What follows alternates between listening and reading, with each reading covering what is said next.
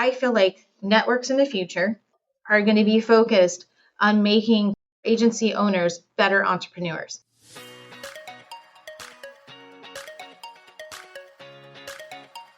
Welcome to the Insurance Refocused podcast, where we're highlighting real agent stories and how they are innovating to respond to the changes and challenges happening in the independent insurance industry. My name's Lindsay, and I can't wait to introduce you to my amazing co-host, who just so happens to be my mom, Carey Wallace. Mom, how you doing today? I'm having a good day, Lindsay, but it sounds like you're having a little bit of a sniffly day today. What's going on over there? I am trying to kick this cold. An early fall cold, I guess, is stumbled upon me, but it's all right. We can power through. Absolutely, we can. Well, I'm super excited about today. First of all, we're both podcasting from Charleston, but not in the same place. So that's a little not smart. Like, I don't know how we managed to do that, but we needed to rethink that. And today I'm super excited because we're having one of the people I think I admire the most in our industry, because I've admired her from afar. I've gotten to meet her. I've gotten to see some things that she built. I even was invited to come speak at her group. We have Dawnyel Smink with us today. And for those of you that do not know Dawnyel, she is the president of CLI Select. She is also the president of the Western region of Keystone Insurers Group. And just like you, she is also still the agency owner. So she has many titles, many talents, and I'm super excited to have you here today, Dawnyel. Thank you for joining us on the show. Thanks for having me. And it's been awesome to see each other over the last couple of years and see how you've grown too. So I'm an admirer of what you've built and all the benefits that you bring to agencies, across the nation. Yeah, thank you. I appreciate that. I really do. I love seeing strong leaders, whether they're male, whether they're female, just people that think outside the box. And honestly, that's what struck me about you is you, in my opinion, have been able to forge a trail that others have been able to follow. So I'd love for you to just give us a little bit of your journey. If someone listening doesn't know you, which I don't know how that's possible, but if they don't know you, I'd love for you to just give us a little bit of what that journey's looked like. I would say, like most people, my first thought when I was growing up was that, hey, I'm going to go into insurance. That's not like the career path that I thought I would be going down, right? But it's interesting how life takes and combines some things, in, retrospective of that you needed to go through these things to be able to do where you're at today. And that's how I look at like my journey of where I've been before and where I'm right now and where I want to go, is weaving those things together. So originally I was actually going to school to be an OBGYN. And then I ended up my senior year getting pregnant with my oldest and changing my major. And I ended up with an elementary education degree and started teaching sixth grade. And I always had an entrepreneurial spirit. I remember when I was a kid and I would go after, jobs around the neighborhood. And then I realized I didn't want to do those jobs, but I was really good at getting the jobs. So the salesperson was there. And then I would get other people to do the job. So then I would manage everybody, starting from the age of 12.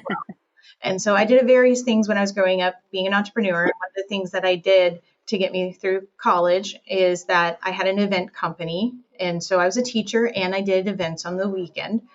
And when I met my husband, he's like, you are a diamond in the rough. Like, you try and work too hard to, do everything for everyone. What do you want to do for yourself? And no one had really put those words together in a way that I felt like I had the opportunity to make a choice. I always felt like I had to just keep doing and going. And so it gave me the opportunity to say, what did I want to do? And I knew I wanted to be an entrepreneur. I also knew that I wanted to teach.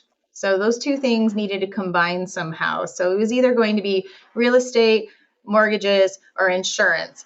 And insurance for me, it gave me an opportunity to do both. So I started in the captive world with country companies and then went independent in 2004, where I joined a network that was really new.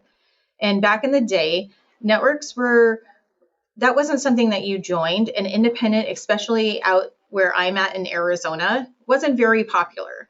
So when I took that leap and declared my independence, it wasn't something that it was a known thing that, there's this group and that group, what they can do for you.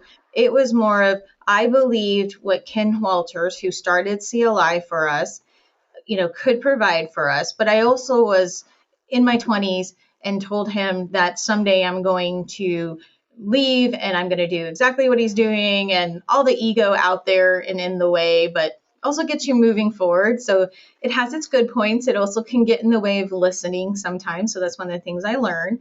And so he said, I believe you. And to have somebody that says that they believe you and take that leap with you means the world. So I had two great men in my life that helped lift me up. My husband, who pushed me to do whatever I needed to do to make sure that I shined. And then I had a business dad that was behind me too. So I started my agency, started in construction, in commercial side of it. And one of the things I realized is I had a background in it because my dad was in construction, but also it differentiated me out there. And I always say, if you can go somewhere and people can, they can recognize you, see you, you look different, then that's an advantage. That's not a disadvantage. And then the second thing is, if people underestimate you, let that empower you instead of, making it feel like you cannot do it. I always say that, go ahead, underestimate me, and then I'll put my cape on and, I'll show you my superpower. And that's my superpower. So I never looked at it as something was bad. So I went into the construction world, and yes, I wore high heels sometimes on a construction site because I do love my heels, and it differentiated me. So it really became something that grew. And then in 2007, Ken Walters came to me and said, I think I'd like to retire. And I had started recruiting a couple of agencies with us, and we were still, relatively small size. And so I bought him out in 2008. And at that time, like, my husband and I created a web-based CRM and management system. And sometimes the world isn't ready for your ideas. I learned that in 2007 because I gave it to our agencies for free and they didn't use it. And then my husband's like, I have another job. I don't want to maintain this forever. So then, fast forward today, we finally have those type of systems, but we didn't back in 2007. And so I look at it that it was a great experience to create it because it makes me understand technology. So it's all those pieces that I was talking to you about, like you collect them.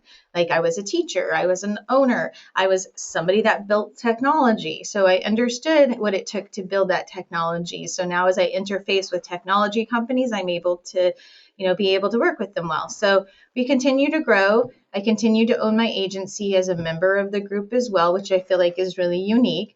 And I started seeing groups change.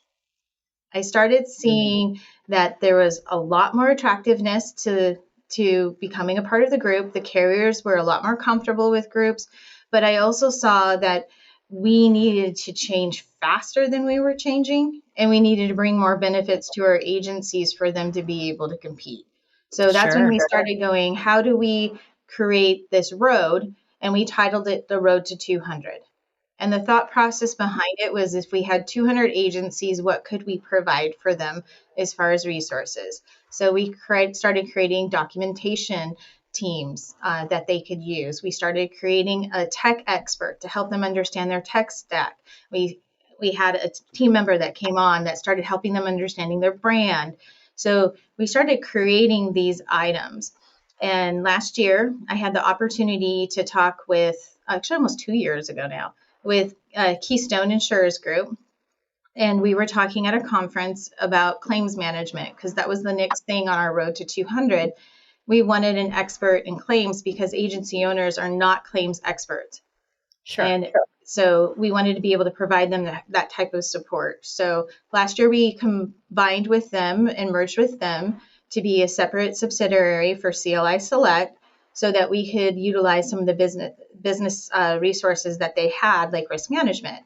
So we saw the evolution of how they changed and added more benefits. But I've also seen other groups through the years where it's really about market access. And if you're with a group because you just want market access, you're with a group for the wrong reasons. And a lot of people tend to leave because they look at it just from a money side and not from how can we make you better, with us than if you're on your own, and grow faster and really create entrepreneurs. So like I said, goes full circle to me, loving the entrepreneurial spirit and then educating and then really being of service to people. So that's my journey of everywhere that I've gone, and really seeing how groups have changed or have not changed throughout the last, 2 decades plus. Crazy, right? Crazy. So, oh my goodness, as I'm listening to you talk about your journey, it reminds me a little bit of mine. I know that sounds crazy, but my journey was not a straight line by any stretch of the imagination, but it was also, we have some similarities in there, in that what I started doing and what I ended doing are so well connected, but the way I got there was the craziest route you'd ever think about. And there's a lot of lessons in a journey. There really are. So one of the things I love about yours is the similarity that you had some mentors or people that inspired you to take the path that you did. And I too have some people that made huge impacts on me to get from point A to point B, and then to be able to see the connection between where I started and where I ended that maybe I wouldn't have seen myself, which is, kind of crazy. So I think that's one of the things that I've admired from afar, because I've learned a little bit about your journey. And I think it's fascinating what brings people to the industry, but also what keeps people in this industry. So one of the things you said was looking different and being different is a differentiator. And it's a place of, it is not a place of weakness. It's actually a place of strength. And I can tell you, I felt the same way my whole career. Sure, it's odd when you might be the only of something in a room, or the only of something that's weighing in on something. But for me, I was my first career was in a tech startup. So when I looked around the room, I was the youngest person and I was the only female that was in that space. And if you think insurance is male dominated, like literally go to finance and technology in the tech boom. Like there was nobody wearing heels and a skirt. They were all wearing suits and jackets. So, but I think diversity of thought got me where I was going. And I think tenacity in wanting to do something different got me where I was going. And I had an incredible mentor that saw that and elevated me very, very quickly. And to this day, his name is John Moynihan. He was the CFO of the first company we took public. And I think he changed how I saw myself, and that it wasn't an area of strength or a weakness. It was actually an area of strength for myself. And recently we were talking, and he said, you're actually, my entire career, I measured everyone I hired based on you, not anyone else. So you know what I'm saying? Like being different is actually an incredible thing. And I think for any females listening to this and you think, man, I'm in an industry where I'm at a disadvantage, I think you're wrong. I truly do. I think that if you can flip that story in your head, it's a really powerful thing to do. So I love that you wore heels at a construction site. I don't know that was always practical, but you know what I mean? Like, but that is something. I don't know if that makes sense. So, but I agree with you. This industry has changed, no question about it. And certainly over the last 2 decades, we've been in the industry that you've been in a little bit longer than me. So why don't we talk about how the industry has changed and how the use of networks has evolved over time? Would you mind giving me your perspective on that? Yeah, I would say when we first started CLI in 2001, there was a lot of resistance for carriers to aggregate premium together. but it was almost impossible to get a contract when you're leaving the captive world. So it became this like butting of heads in some ways. And so what happened was there was this evolution of that there needed to be a way to, bring in new agency owners into the industry, but be able to have somebody help them, guide them through it a bit and be able to give them market access. So we were known as aggregators and clusters, which I hate those words. Like, I don't know who decided those were the words they were going to call networks, but that's what they decided. And so I never wanted us to be that once I took over. I'm like, we are not a cluster. We are not an aggregator. We are a network of agencies that help and support, and, we grow better together. And so that philosophy of that, what happened is that then at the same time, some of the captives started really coming over to the independent side. So the group started growing. And groups have been around for quite a while. Like Keystone's been around for 40 years. They just celebrated the Ruby anniversary. But it really was in, the time period that I'm talking about, like in the early 2000s, when they really started getting going. So their timeline of when they really started getting going is about the same as when we really started getting going too. Because then there was an acceptance of groups that had started in the early 2000s, a little bit more with the carriers and how we can partner together. And one of the things that I think I've seen groups do is some of them understand that they are of service of agencies, and others feel that the agencies service them. And so I feel like if you're of the mindset that they service you, you are more of a traditional aggregator and cluster. Okay. So you don't add a lot of value-added services. If you are one that you are of service to the agencies, then you add them. And I'm not trying to say anything bad about any networks, but they've changed. And then as we've gone around with now, we're, adding services over the last 20 years, within certain networks. Some of us did and some of us did not. One of the things that has jumped in the last 10 years has been private equity. So private equity has changed the way that, that agencies function. And you see a lot of that with what you do in helping agencies. So that changes is how do we work as a partner with agencies? And then how do we work with private equity? And I think there's just been different variations of how networks have worked with them. Some of them use private equity as funding to help them for the next evolution. Some of them stay away from it. We've seen a lot more come in with private equity. So that's part of it. So it's going to play a part in the next couple of years as well. Still, that's still going to be part of our world of it. So the networks are evolving with private equity as well as the agencies. So I don't always think that that agencies understand that networks are facing some of the hard market that they are too, because we can't rely just on market access anymore, right?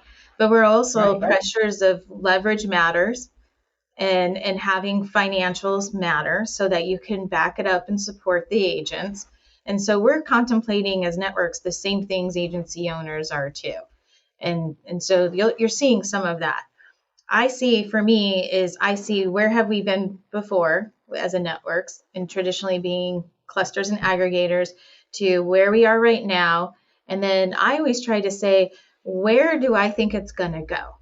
Okay. Yeah. So sometimes if you're always of the mindset of not getting caught up with where we've been before, where we are right now, but how you can look in the future of where you want to position yourself. Sometimes everybody that's looking in the past and then right now, they won't understand some of the moves you make. And that's okay. So as a leader, you've got to be okay with understanding that some people may not see what you see, and you may be wrong too. That's the other thing. You're always taking risks, right? So like for me, mine was like, I knew we needed some resources to help our agencies through the hard market. I knew that with intensity of claims, that there is a backlog of claims that need help to be mitigated, not just for us, but for the carriers. So the carriers need that help too, because during it, like give a perspective on it. I was on a couple of COVID councils during COVID for carriers, and they had, talked about how they had a lot of their claims people and underwriting people, they gave them early retirements So then we got this whole new fresh blood of people that Oh are my new within gosh. the industry, mitigating claims when the most amount of claims have ever happened in the industry, right? Yeah. So we've had more claims escalations, but less support. So that's one of the things I felt was really needed for agencies, was having that type of support, which we've gotten from Keystone. So that's been a key factor Yeah. for agency owners, because it's very stressful if you have a client that a claim is not going well and you're trying to mitigate it with a carrier, but you're not a claim specialist and you're not a lawyer. Sure. So Yeah. trying to do that can be costly. Trying to do that can be frustrating. You can lose a client. You can have an E&O issue. So those are some like benefits that I wanted to bring to the table. So future forward for me was that I feel like networks in the future are going to be focused on making people better, or agency owners better entrepreneurs, that they Yeah. really understand how to manage their business. And if they don't understand certain aspects of their business, they need to figure out how to resource. Like I use you as a resource. Most agency owners should not be in their financials. They are not awesome at it. They like to do the sales rounding up of things, right? and Of then course. Yeah. and then the rounding down of expenses, and then you end up with a P&L that's not even actually honest or accurate, right? And then they're like, and then they like to talk about like their future EBITDA margin. And I'm like, you don't even understand what that is. So like Exactly. have an expert do it. So I really see teaching entrepreneurs to, resource out some of the things that they need to get done for their agencies, but they shouldn't be doing. So my goal is always like, what is not my superpower? And then how do I not take it on, and that becomes my kryptonite, but I take and I ask somebody else to use their superpowers and we team up. 100%. Yeah. So I love the idea that you're like, okay, you got to get your crystal ball out and you got to think about what's the next 5, 10, 15 years look like, not how did we do it 30 years ago? Because if you continue to look in the rear view mirror, it's going to be really difficult to compete in the future. And COVID is a perfect example.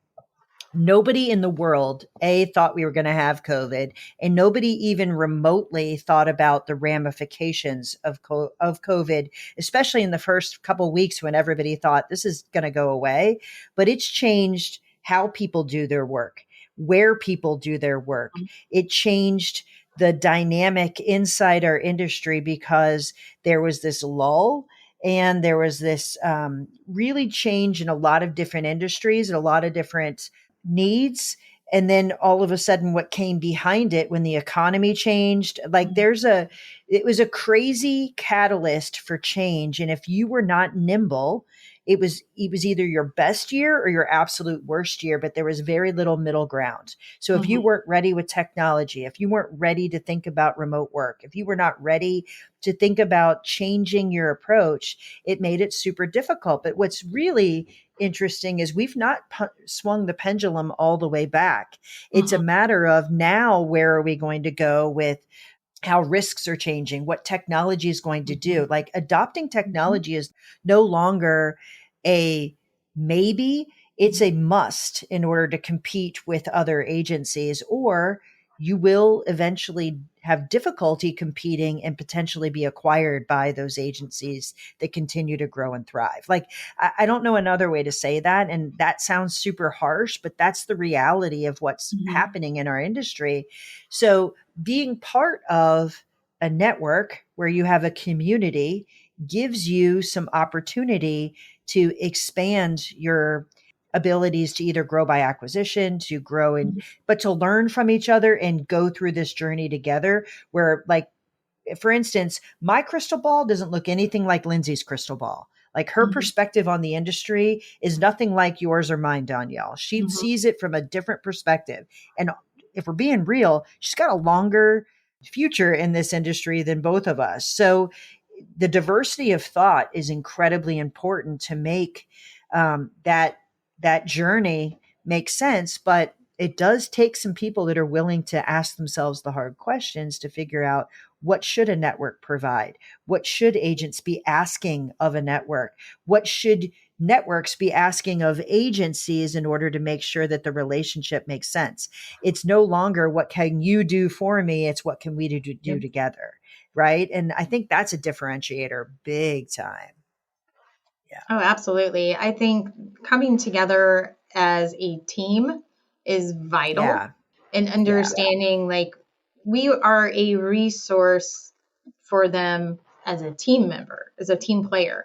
One of my best ways to get commercial clients is I will in the past have gone, especially larger accounts where I had, in the beginning, no business walking into there. I had I really didn't know what I was doing in the beginning, but thank goodness I had some really great underwriters and carriers that supported me, gave me training, gave me guidance. But I had enough confidence to walk in there and be able to tell them, I may not be 100% on everything. I'll let you know that. And I will go and check. But the biggest thing that I would do for them is I would walk in and I would say, I want to be a member of your team for that client.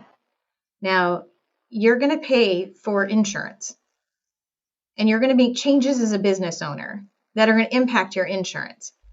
Now, if you made a change as a business owner and you didn't tell the rest of your team about it, would that change actually get done?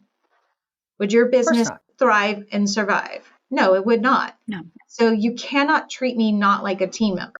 You have to treat me like a team member, and you have to let me know when major things are changing. One of the things in COVID that we did with my commercial lines team that helped us a lot is we categorized our clients as high risk for being impacted by this. And then we put them in a regular cadence of once a month, checking in, seeing how they're doing. How can we help them? Some of them ended up being quarterly based on what we felt the risk factors were of being impacted. And so you have to do that with your business too. You have to say, hey, I'm going to outsource this over here, like utilizing your company. They have to treat you like a team member. If they don't 100%. Treat you like a team member and don't let you know all the things that are happening, then you can't be effective. So if you're going to be an agency owner where you're going to, virtual assistants is a really good example. They have, agencies have virtual assistants, but they don't treat them like a team member and include them in things that they need to know. And they just assume that they can mind read and they'll be able to still do, what they need to do for the company, but they can't. So you got to make sure that transparent communication is one of the most difficult things that any business owner has, because it's really hard to do it. And then we're not very good at communicating it. I've gone in the past where I'd get on a plane, I would take and put down all my thoughts down, and my team would know I would be coming back with a ton of stuff. I will throw up on them and I will tell them to execute. But I haven't really explained what I want, why I want it. And so I got a lot better at distilling down, yes, we should do this right now. No, we shouldn't. This should go in a parking lot, and making sure that I wasn't throwing up everything that I had accumulated in the plane anymore. So I think really being a team player on all fronts, no matter if it's somebody that you're using as a resource or outsourcing, is really important too. So Dawnyel, one thing that I would love to cover is for agents who are not in a network and might even still have, the old mindset of a network that it's just for aggregation, and they don't like the SIA model, so they don't want to aggregate at all. Aggregation's completely off the table, so never doing it. What would you say to them about networks, and how, if they're needing help, how would you choose a network that's the right fit for them? Yeah. First, you have to figure out what the network's mindset is. If it fits your mindset, then it will fit. If it doesn't, it's not going to fit. But that's like that with anything that you outsource. I don't take on clients that I feel like we can't fit together, that they don't respect what I do for them. So share your vision with networks. See if it fits with their vision too. So I'd say that's first and foremost. That gets missed a lot. And then what is their why? Why do they do what they do? There's a couple of questions we always say to agency owners is you need to ask these questions first before you join a network. First is, you don't want to get stuck into a contract that then later on you're bitter about. No one wants that. So you want to make sure you understand your contract. Is there a buy-in? Is there a buyout? Do they take ownership of your agency? Is there a right of first refusal? Sometimes the right of first refusal gets confused because sometimes it can be helpful. Like ours is that we would like you to perpetuate internally first. We would like you then to perpetuate within the network and then give us an opportunity for our wing KAP to see if they would like to make an offer. Otherwise, you can go outside the network. Well, this gave you an opportunity to have right away. This is an advantage, not a disadvantage. Agency owners get this so confused. You have many people along the way that they are bringing buyers to you. Right. And so that's not a bad thing. That means you have more choices type of thing. That's all that means. So they're not going to force you unless the contract tells you they force you. So you got to watch the ROFR for that. Ours is not forcing type of issue. Our role is to keep them independent. Yeah, I think one of the biggest things, I obviously see people that are in all kinds of different networks. Over 60% of agencies are part of a network of some sort or another. Mm-hmm. And the reality is they're not all created equal. So knowing what the situation is, number one, are you a cultural fit? Do they align with what you're trying to do? What problem are you trying to solve by making that relationship? And it is a relationship. It's not just you're going to pick and choose, but do you fit with what they're doing? But that contract, what you joined for and what you might eventually need as you exit are two very different things. And sometimes I think it's really easy to pay attention to why you're coming, but not necessarily all the terms that might impact you throughout your entire career. So by the time an agent comes to me and they're thinking about either growing by acquisition, exiting, perpetuating, whatever that looks like, they didn't read those terms because that's so far in the future that it didn't matter to them. The other thing I'll tell you is you said that there's strengths and weaknesses to different kinds of networks. I will tell you, I've had some agents that by being part of a network has put them in a position of strength to grow by acquisition that I think gets missed and doesn't get talked about in a pretty significant way. So if you have great commission structures, great contingency structures, but not just that. If you've got great resources that you can streamline an agency that you acquire once they become part of you, the profitability and the jump that is created by that relationship is significant. It makes you a strategic buyer, whereas someone outside might not necessarily have the same opportunity and the same kind of profitability. So super, super important to have a long-term vision of what this can be for your agency. It is a game changer, but it can also be a game breaker if you didn't pay attention to that contract. So there's really two sides to that coin. Yeah. Oh, definitely. And one of the things is I've done 7 acquisitions myself, and that's just me personally. I don't know. I have no idea how many I've done through the years and helped agencies. Right. And so we don't charge for that. We help them, give them the ideas of how do you go about doing it, the coaching through it, and then bringing those opportunities. Like you said, most of our agencies perpetuate internally or with each other.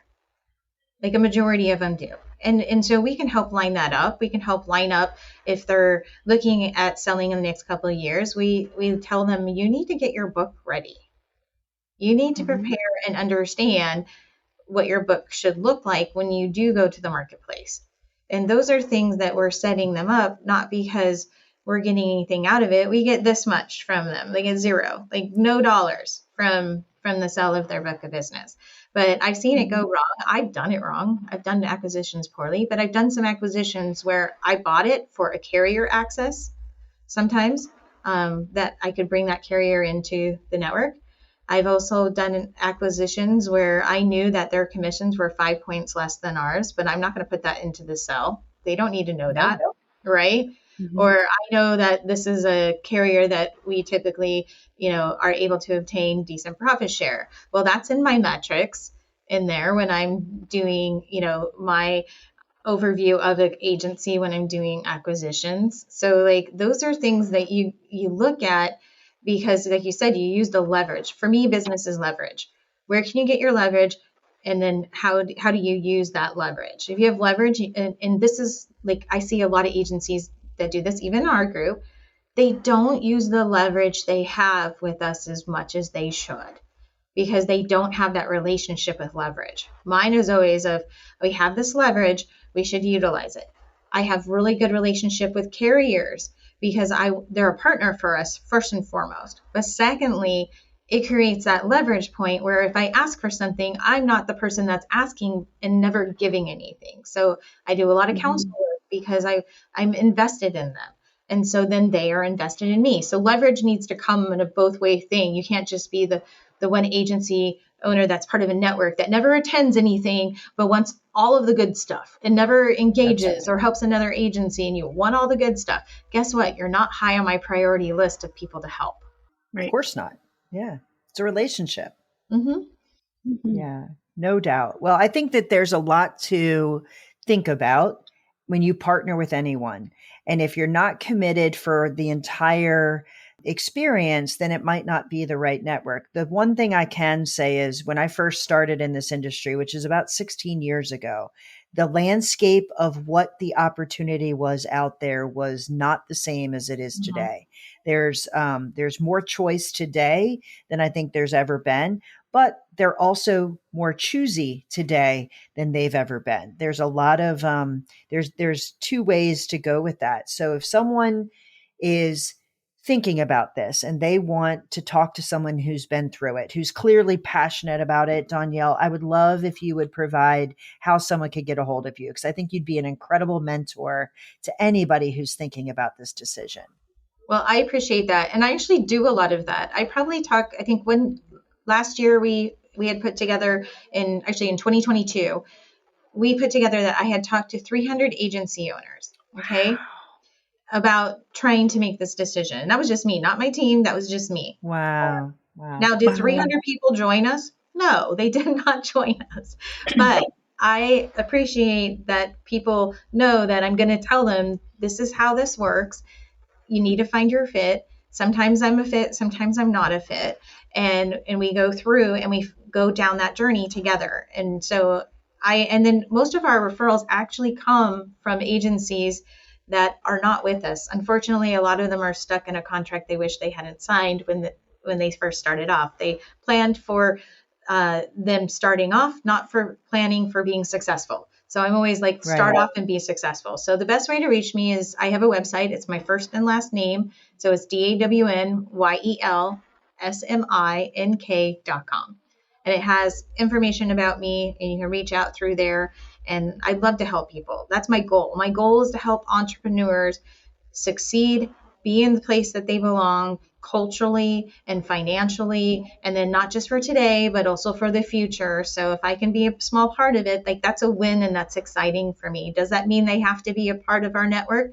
No, it does not. So I'd be more than happy to help.